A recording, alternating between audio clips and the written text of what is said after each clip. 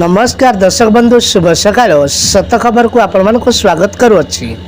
बिजुली कटिले आउ हेबनी हैरान पुणी पाइपारे नुआ कनेक्शन जानतु केमिति लोक माने निज व्यस्तबहुल जीवन में अनेक गुरुत्वपूर्ण कार्य करने को भूली जाती एवं सेमानक मध्यरु किछि लोक ठीक समय रे विद्युत बिल पैठ करने को भूली जाती। यही कारणरू आपणकर घर दुकान ऑफिस विद्युत कनेक्शन काटी दिया जाए। तथापि जदि व्यक्ति विद्युत विभाग नियम को अणदेखा करती तथापि विद्युत कनेक्शन विभाग द्वारा विच्छिन्न हो जाए। यही परिस्थिति आपण किपरि आपणकर कनेक्शन को फेरी पाइबे जानतु। विद्युत कनेक्शन को पुनः संयोग करने को चार्ज देवाक पड़ो। आज समय रे विद्युत पाई बहुत आवश्यकता अच्छी। दुनिया एत डिजिटाल हो गलानी जे घर थिबा अंधार अधिक जिनस विद्युत रे चली थाए। यह बिना आपण घरे अनेक जिनस व्यवहार करने संभव नुहे। सूचना पाई जणाई दिया आपण विद्युत कनेक्शन पुनः कनेक्शन करेंगे किंतु यह मागणा नुहे एपाई चार्ज देवाक पड़ो। जदि आपणकर संयोग विद्युत विभाग द्वारा विच्छिन्न होइछि कारण आपण बिल पैठ करना तेबे आपण को प्रथमे बकेया बिल देवाक पड़ो। आपण बिल पैठ करने मात्रे आपणकर विद्युत संयोग पुनः आरंभ हो पारिबो।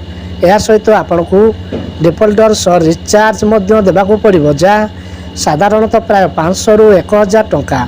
यह चार्ज राज्य भिन्न हो पारे। आपण विद्युत विभाग सूचना मागिपारे। अनेक थर यह घटे जेकोसी भूल किंबा विद्युत बिल देबारे विलंब नक विद्युत संयोग विच्छिन्न हो जाइछि। एही भली परिस्थिति आपण विद्युत विभाग को यही संबंध सूचना मागिपारे। अनेक राज्य में आपण यही सुविधा ऑनलाइन पाइपारे। ऑनलाइन मोड माध्यम विद्युत संयोग पुनर्बार मिल पार। विद्युत संयोग हठात कटि जाए ना जदि कौन कारण आपण विद्युत बिल ठीक समय पैठ करने को सक्षम नुहति तेज भयभीत होबार किसी कारण ना। जदि कौन कारण जड़े साधारण लोक नियम विषय अवगत नुहति जो अनेक समस्यार सम्मुखीन होगा पड़े। विद्युत संयोग को विच्छिन्न करने नियम अनुଯାयी व्यक्ति को 15 दिन पूर्व सूचना दि जाए और केवल से विद्युत संयोग विच्छिन्न हो पार।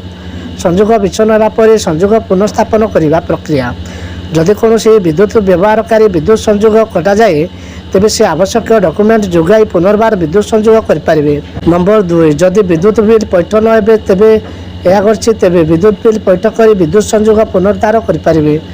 नंबर 3 अन्य पक्षरे जदि विद्युत कंपनी गुड़िकर नियम उल्लंघन हेतु आपणकर विद्युत संयोग विच्छिन्न होइछि तेबे आवश्यक डॉक्यूमेंट दाखल कर विद्युत संयोग को फेराई निया जाय पारिबो। नंबर 4 विच्छिन्न विद्युत संयोग को फेराइबा पई